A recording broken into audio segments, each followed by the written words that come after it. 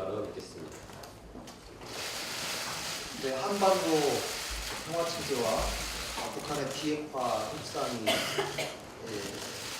대단히 중요한 시점에 북한산 석탄 국내 유입 문제에 관한 말씀을 제가 한 말씀 드리겠습니다. 이미 지난해 10월부터 북한산 석탄을 실은 두 척의 배가 우리 항구를 20차례 이상 드나들었다는 보도가 있고, 또 국내로 반입된 것으로 추정되는 북한 석탄의 양은 9,000톤이 넘습니다.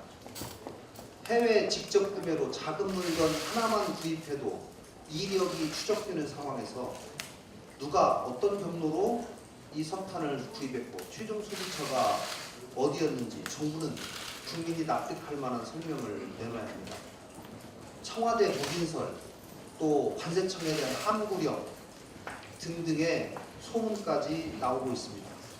만약 정부가 진실을 은폐할 목적이었다면 이는 매우 심각한 문제입니다. 한반도 비핵화를 성공시키기 위해서는 국제사회의 대북 제재 공조에 발맞추어 나가는 것이 매우 중요합니다. 그런데 북한 석탄이 우리 항구에 버젓이 들어온 것을 볼 때 과연 우리 정부의 대북 제재 방침이 실효성 있게 집행되고 있는지 국제사회로부터 의심을 받는 것은 당연한 일입니다. 더욱이 관련 기업 및 금융회사가 최소 4곳이라고 합니다. 세컨더리 보이콧에 따른 제재 대상 기업이 될 수도 있는 상황에서 이들이 적극적으로 수입 의사가 있었는지 아니면 선의의 피해자인지도 정부가 가려내야 합니다. 북한의 석탄 수입 문제가 단순한 군대 문제가 아니고 대단히 중요한 국제 공조 문제의 상징으로 떠오르고 있습니다. 지금처럼 청와대가 소극적으로 대처하고 쉬쉬한다고 해서 어물쩍 넘어갈 수가 없습니다. 국제사회와의 실의가 깨진다면 지금의 한반도 비핵화 논의 과정에서 우리 한국이 설 자리는 없을 것입니다. 모처럼 찾아온 한반도 긴장 완화 국면에서 북한 석탄 문제가 우리 정부의 그간의 노력에 찬물을 끼얹는 상황으로 변질되지 않기를 바랍니다. 이러기 위해서는 청와대가 북한 석탄의 국내 유입에 대한 진상을 국민들께 소상히 밝히고 긴밀한 관계기관 간의 협의를 통해서 현명하게 대처를 해야 할 것입니다.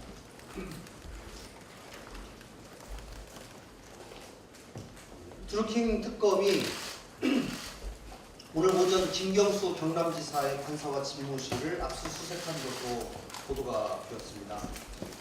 특검은 그동안 해온 것처럼 좌고우면하지 말고 흔들림 없는 자세로 수사를 해서 진실 규명을 해주기를 기대합니다.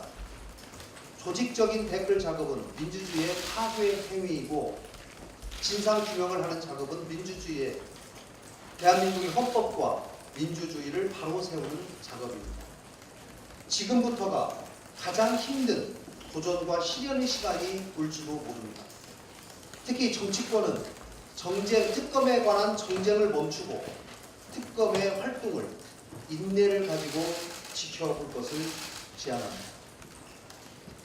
오늘 지난 5주간의 바른미래당 정책 워크숍을 10건에 걸쳐서 마무리했습니다.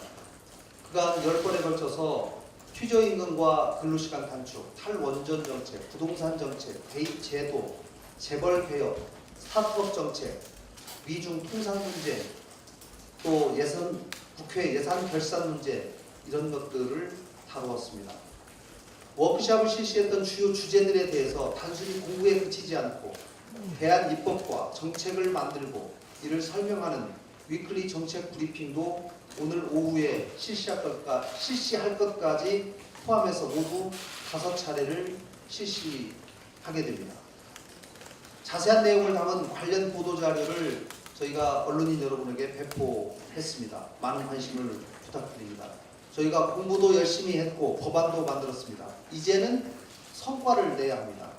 이번 8월 임시국회와 정기국회에서 저희 당이 준비한 민생 관련 법안이 반드시 국회에서 통과될 수 있도록 최선을 다하겠습니다. 허물어져가는 국가 경제를 살리고 민생을 살리는 곳에 바른미래당이 입법을 통해서 일하는 국회를 만들어 나가겠습니다. 이상입니다. 다음은 최도자 의원님 발언 듣겠습니다. 최도자 의원입니다. 위급한 생명을 다루는 응급실에서 의료인에 대한 폭력이 도를 넘고 있습니다. 지난달 주치자에 의해 의사 폭행이 사회적 문제가 되었지만 어제 또다시 주치자가 응급실에서 의사를 폭행하는 사건이 되풀이 되었습니다. 처벌을 강화해야 한다는 목소리는 높지만 상대적으로 높은 기준에도 불구하고 실제 구속되는 사례는 거의 없습니다.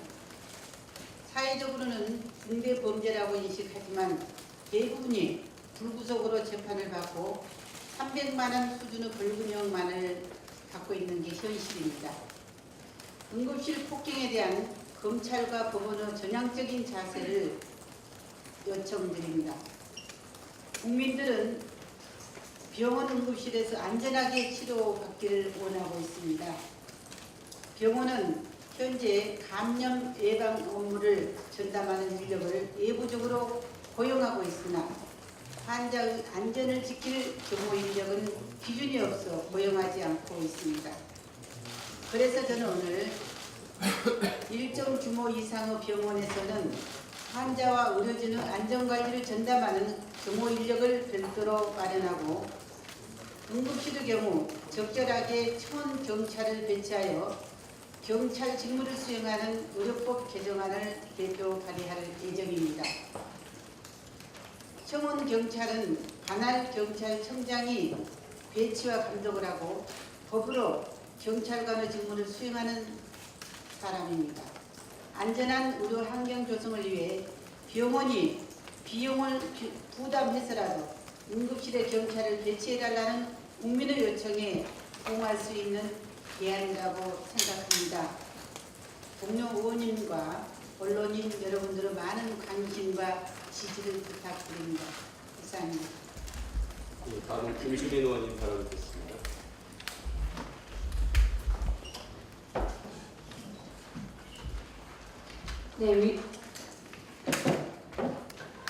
네, 여가부 간사 김수민입니다. 최근 양승태 사법부의 사법농단 문건들이 공개되면서 연인 국민들에게 충격을 주고 있습니다. 그 중에 일본군 위안부 피해자의 소송 문제도 포함된 것으로 드러났습니다. 일본군 위안부 피해자 소송 문제와 관련해서 사법부가 심리조차 열지 못하게 했던 이유는 무엇일까요? 전 법원 행정처장의 USB에 담긴 내용들, 추가 공개된 문건들을 살펴본다면 상고 법원을 만들고 주요국 대사관의 법관들을 파견하는 이득을 보기 위하였음이 드러납니다. 사법부가 이득을 보기 위해서입니다. 일본군 위안부 피해자들이 그토록 갈구하고 기대했던 정의의 권위조차 질방났던 셈입니다. 국민의 신뢰를 받아야 할 사법부가 오직 그들의 이익만을 위했습니다. 일본군 위안부에 대한 정부의 원칙은 피해자 중심주의인데 이것 또한 다시 생각해 볼 필요가 있습니다.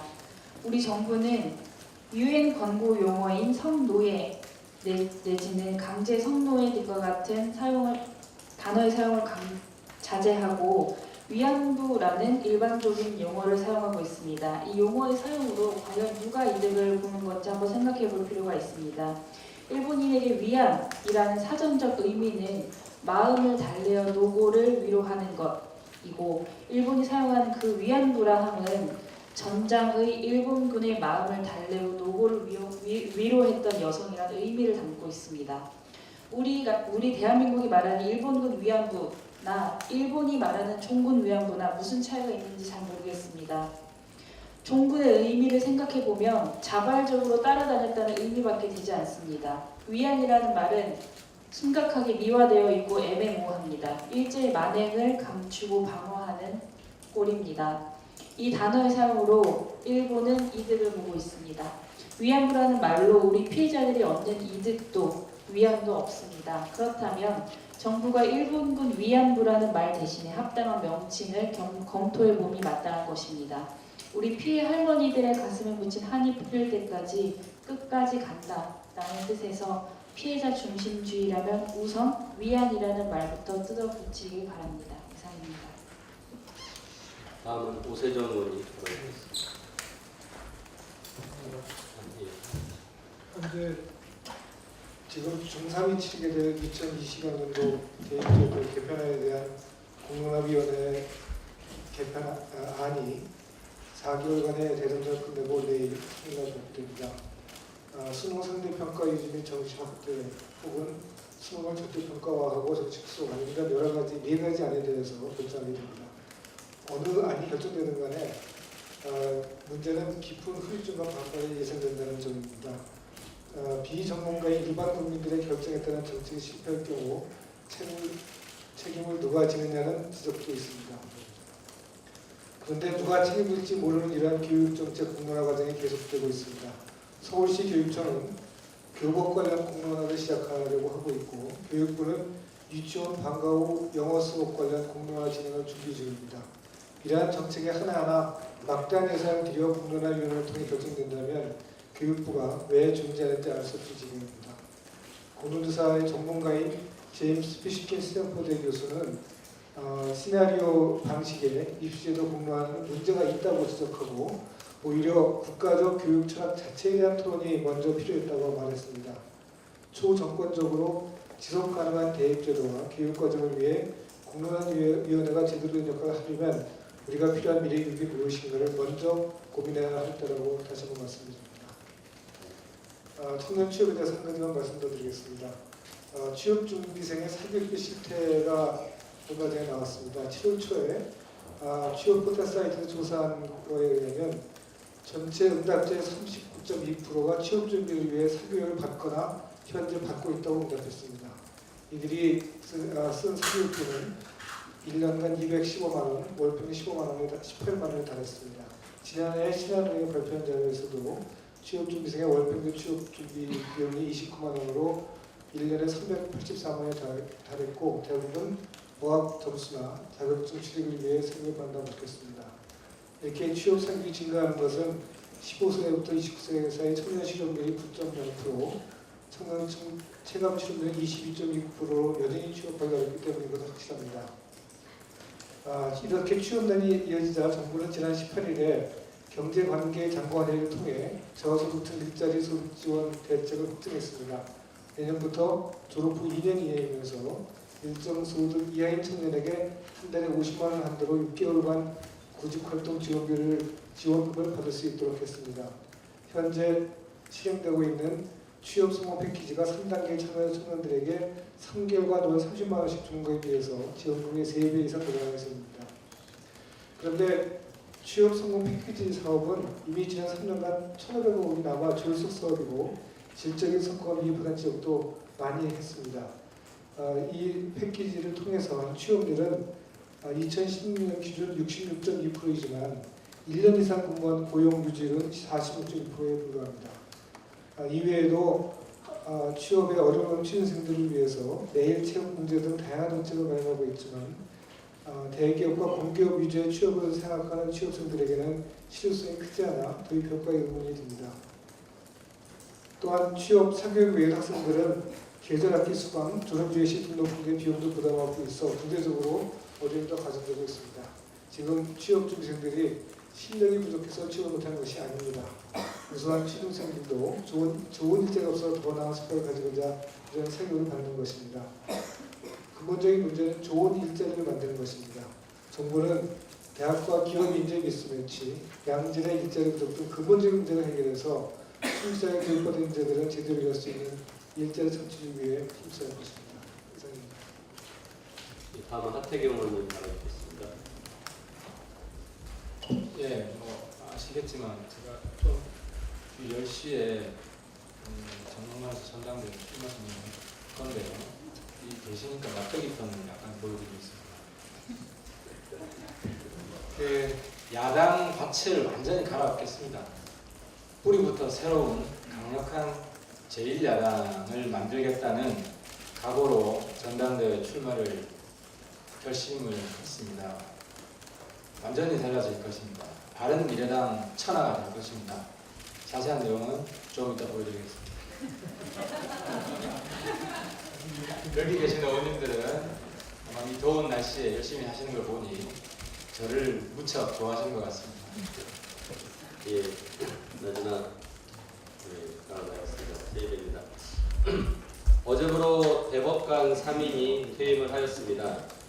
이 중 고영한 전 대법관은 2016년 2월부터 2017년 5월까지 법원 행정처장을 진행 중입니다.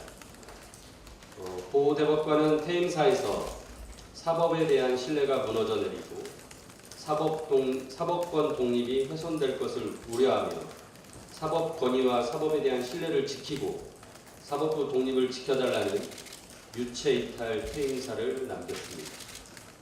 지난 31일 법원이 공개한 문건 중에서 20대 국회의원 분석, 우리법 연구회의 노동개혁 5대 법안과 양대 지침 세미나 검토, 박근혜 전 대통령 하야 가능성 및 대응 전략이 담긴 문건 등은 고 대법관이 법원 행정처장으로 재직하던 시기에 작성된 문건이며 고 대법관은 행정처장으로 있으면서 2016년 부산 건설업자 뇌물 항소심에 개입한 의혹 등 사법권위와 사법 신뢰를 훼손한 장본인입니다. 고 대법관은 퇴임사 중에서 사법권위가 무너진 곳에는 법관들이 재판 업무를 제대로 수행하기 어렵다라고 했습니다. 그러나 현재 법원은 국민이 신뢰할 만한 자정 능력을 보여주고 있지 못하고 있습니다. 바른미래당은 어제 법원 행정처 문건 공개와 관련해 국정조사와 국회 청문회를 공식 제안했습니다. 무너진 사법 신뢰를 다시 세우기 위해서 외부의 도움이 절실해 보입니다. 여당은 물론 자유한국당도 대한민국 사법부의 신뢰 회복과 사법 권위 복원을 위해 초당적으로 협조해 주실 것을 부탁드립니다.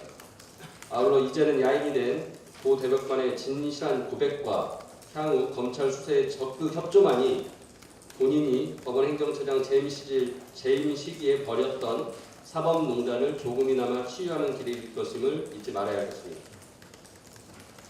짧게 최저임금 관련해서 말씀드리겠습니다. 최저임금 최종 고시가 8월 5일입니다. 며칠 남지 않았습니다. 소상공인 자영업자들이 재심의를 요구한 바 있습니다. 대통령은 고용노동부 장관에게 고시가 아닌 재심의를 할 것을 지시해 주시기 바랍니다. 이상입니다.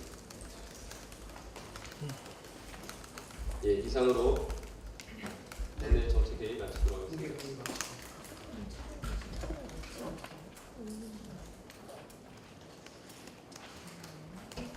예, 공개회의 마치겠습니다. 예, 감사합니다.